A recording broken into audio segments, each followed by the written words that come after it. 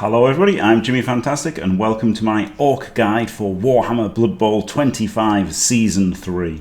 Glorious Orcs. They've been the best bash team in the game for 30 years. Do they keep their spot? Kind of.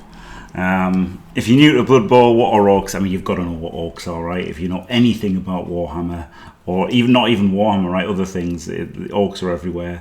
They're big, they're green, they punch things. That's it. That's all you need to know. They're the quintessential violent team. Not really a bash team anymore, right? They're not a huge strength team anymore, actually. They're a power punching team. That's what they are now.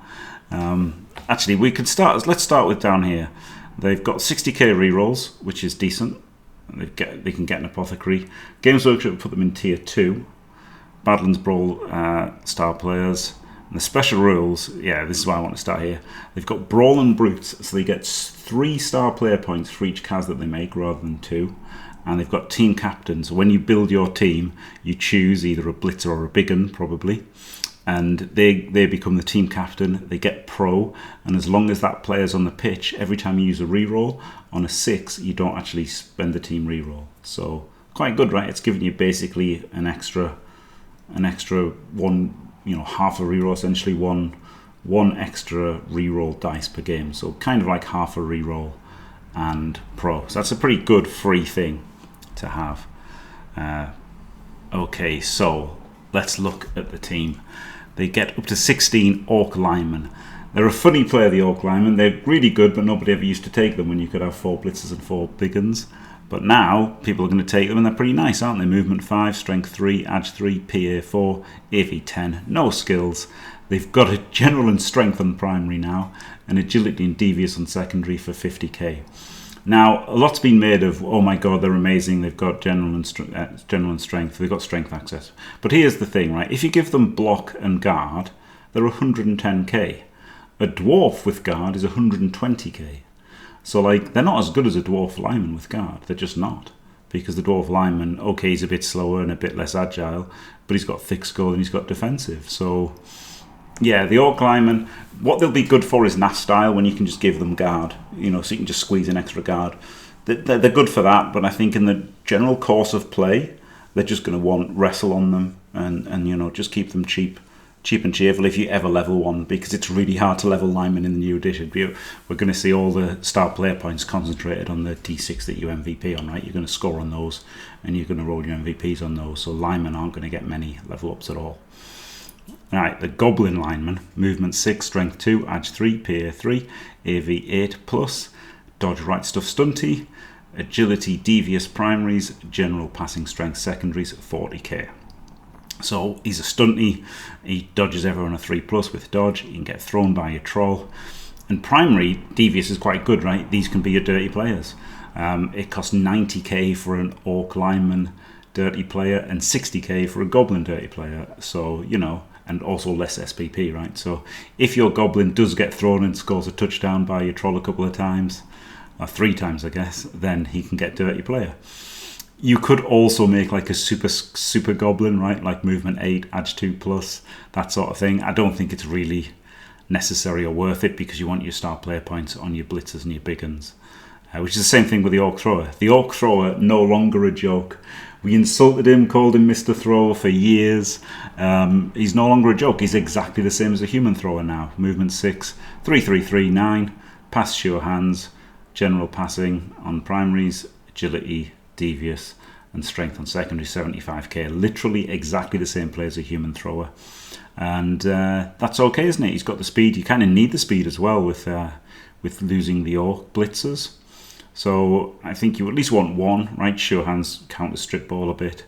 And leveling them up wise, obviously you can take an early leader. That's pretty nice. Block is good for him.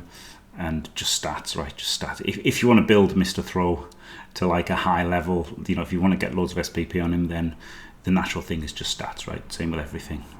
Now the Orc blitzers, this is a interesting change here. Now 0 to 2, that's the huge thing, right? You only get 2 of these guys.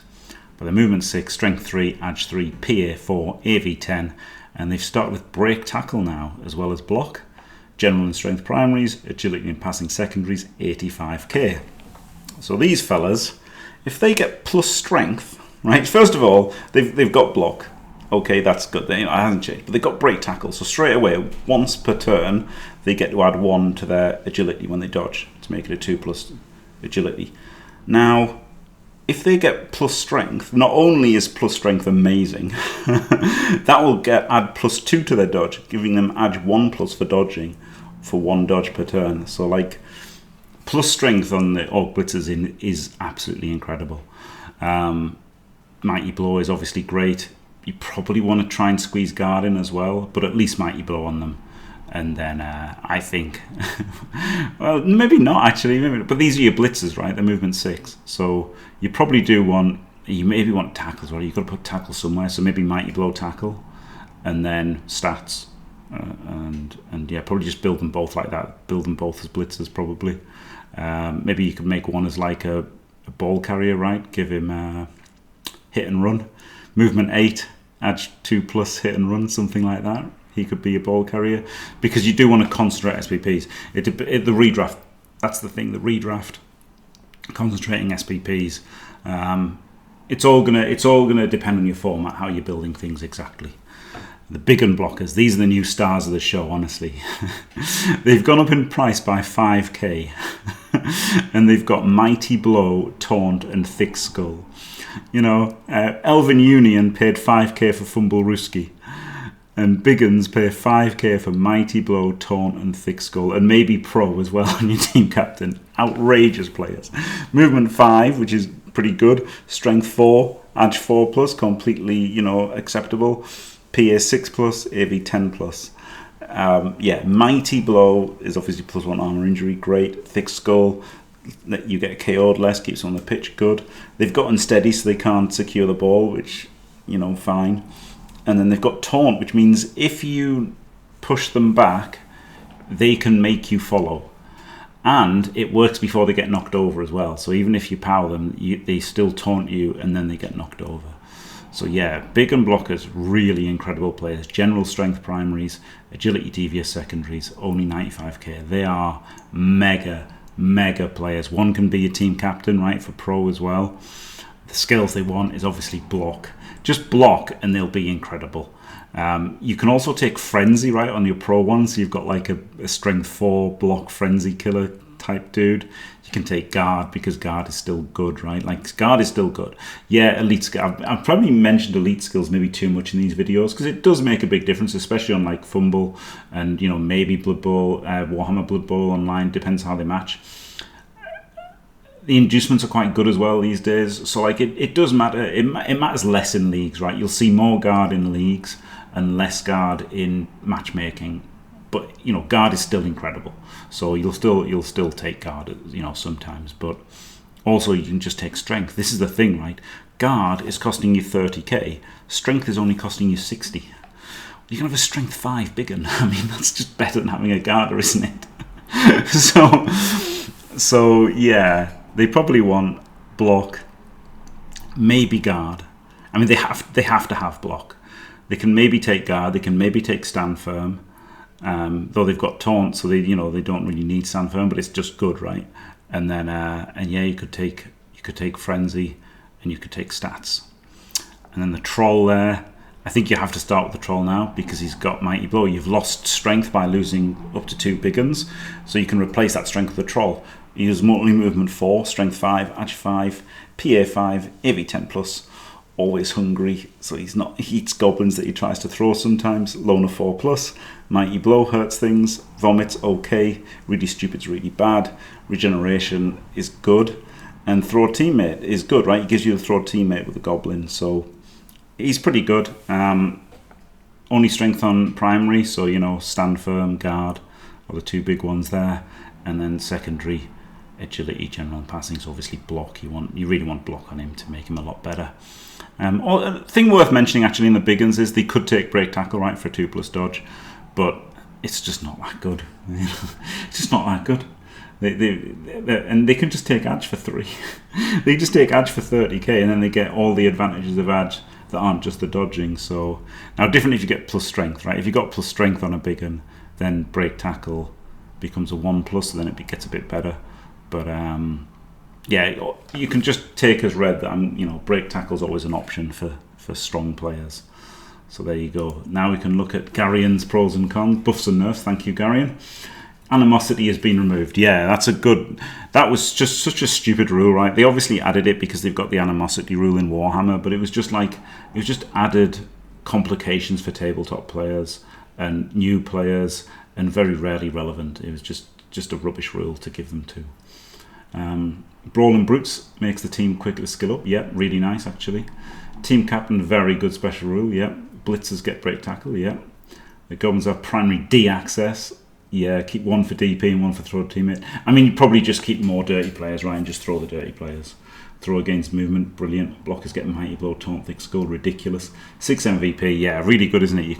You can always choose your troll, your 2 big uns, your 2 blitzers, and then either your thrower or your goblin. The thrower went up, but he got loads better. Blitzer went up, but he got better. Blocker got 1,000,000 times better. But the big thing is going down to 0 to 2, right? But it makes them fun. It makes them fun now because now you're going to hit with... You've got 2 big uns and a troll, and they've all got mighty blows. So, like, you're going to smash things. You're actually going to smash things as orcs. You're not just going to be like, oh, boring orcs, big, like, 4 guard and all the rest of it. Now they're going to be... It's more dynamic, isn't it? Hitting things with mighty blow and killing them. It's more orky than just having a big bunch of strong dudes not doing a whole lot. So I think it's much better that they've got less good players, but they're more active, right? The break tackle, the blitzers are moving around more, and the big uns are hurting things more. So I think it's actually a really good change thematically. And in game, I think it's pretty much a wash. I think they're going to be a good team still. So these are the 2 builds that I made. There's also a third build, which I would recommend as well. But I think you have to take a troll. I think you have to take the 2 blitzers, the 2 big uns, the 5 linemen. You don't have to take 3 rerolls, actually, because you can use the team mascot to be a half a reroll, right? So that's an interesting thing. You get a bit of wiggle room on the team build because of that.